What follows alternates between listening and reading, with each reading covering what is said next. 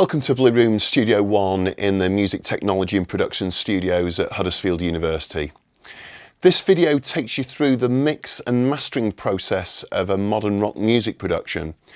If you haven't already done so, check out part 1, which focuses on the pre-production and recording side of this project. As you can see, I'm mixing on this wonderful SSL AWS 924 desk. As well as being a pristine world-class analog console with switchable E-Series or G-Series 4-band channel EQ and G-Series based master bus compressor, the 924 controls the digital audio workstation, in this case Pro Tools. And whilst we're on the subject of studio spec, we've got Genelec monitoring, both midfield and near field, and I'll be using our Warm Audio WA2A and WA76 outboard compressors, as well as the Warm Audio EQ PWA valve EQ.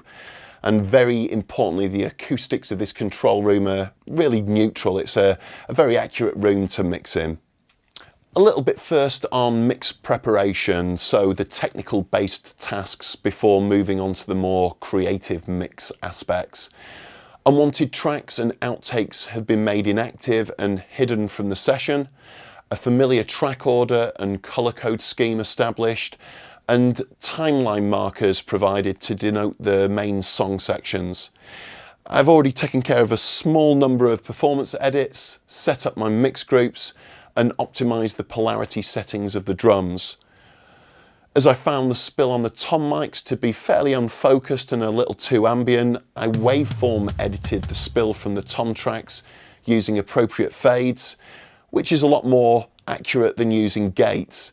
Although I hard gated the kick, I've used limited range gating on the snare, taking the spill down by around 10-12 dB, but to retain the ring from the snare, which within the context of the mix sounds fine, I've used a fairly long release setting on the gate.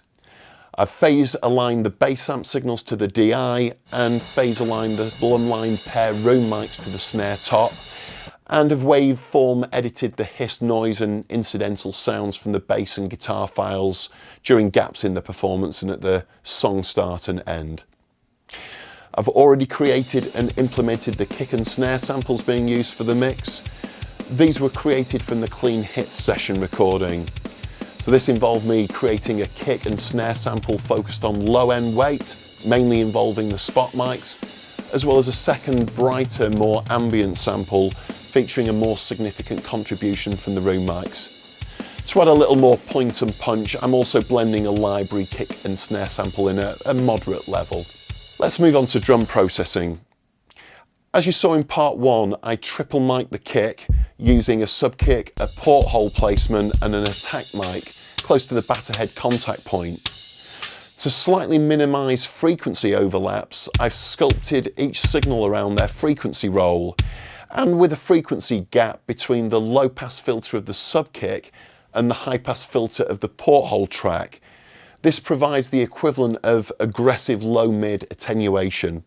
I've compressed the sub kick track the hardest, and as it doesn't have any high frequency content that can be compromised, using a fairly fast attack and fast release. The porthole and attack mics have also been compressed, but not as aggressively and with a longer attack time. I provided really aggressive low-mid attenuation during the kick sample creation process, but I've dialed in a touch further corrective and creative EQ to these tracks. I've then compressed the kick group with a 10 millisecond attack time using the SSL G-bus compressor, and on the kick group track on the desk, I've actually further attenuated the low-mid. So as you can hear, I'm really going for a weight and click emphasis with the kick drum. The snare top has been compressed with a fairly long attack, providing roughly 5 to 6 dB of gain reduction. And to really emphasise the spit and noise from the snare wires, I've compressed the snare bottom with a fast attack and fast release, but only with roughly 4 to 5 dB of gain reduction involved. I've added quite a lot of low end weight to the snare top and attenuated some snare ring around 550, 560 Hertz. And I brightened up both the snare top and the snare bottom. But to avoid emphasising spill on these tracks, especially hi-hat spill, it's actually the brightest of the spill-free snare samples that is receiving the most aggressive EQ brightening, which is being applied via the Warm Audio EQ PWA valve EQ. During the tracking process, I also set up an ambient snare mic a few feet above the snare, and I've rolled out some of the cymbal spill with a low pass filter and compressed this signal pretty hard. As an overarching principle when processing the toms, I need to keep in mind the sound of the kick. By working towards toms with similar tonal qualities, you gain a more cohesive drum sound. With this in mind, despite the toms having had some low-mid attenuation dialed in at the tracking stage, I'm taking this approach a step further. This really helps take out some of the boxiness from the toms and simultaneously helps reveal the lows and stick attack qualities. I've also placed a limiter over the tom some just to contain any unwanted peaks.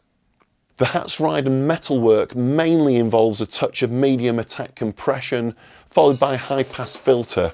I often set the high pass filter as high as possible before excessively thinning out the body of the cymbals, but here I've decided to keep the high pass filter just below the weight content of the snare for this mix, so around 200 Hz. This is helping to provide the snare with a more three-dimensional impact. I have made the decision that the printed compression on the Blumline pair of room mics, it was actually sufficient for purpose, so I've just rolled out a little bit of top end off to reduce cymbal spill, and have applied a high pass filter at 85 Hz just to reduce some of the low end rumble, but I haven't actually used any additional compression here.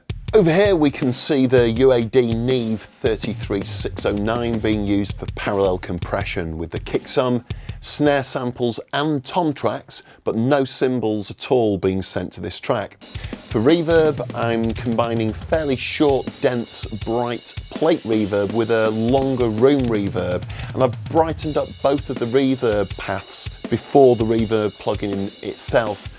During faster sections of the song, I'm using automation to pull down the longer reverb as there's less space for it to reside within, and I'm also reducing the tracks that deliver the low end weight of the kick drum during these faster sections. Again, there's just less space for these slow, lower wavelengths to decay within. Although that just about covers the drum processing, it's worth highlighting that after putting the drums together, I inserted a master bus compressor on the desk so that I'm mixing with this compressor active throughout the whole of the rest of the mix process. This will be part of the mix and will stay active when the track is printed.